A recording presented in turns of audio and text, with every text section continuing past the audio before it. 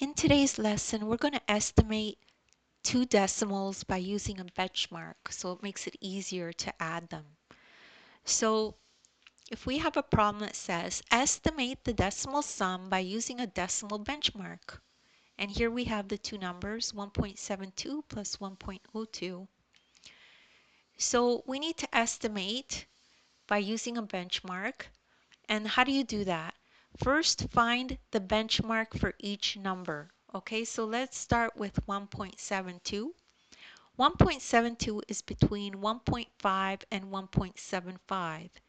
It is closer to 1.75, so this is our benchmark.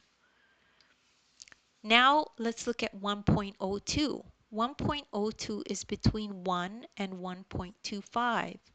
It is closer to 1, so 1 is our benchmark for 1.02.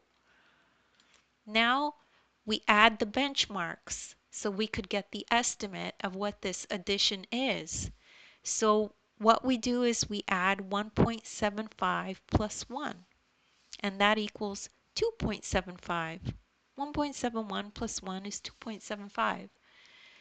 So the final answer, 1.72 plus 1.02, is about 2.75.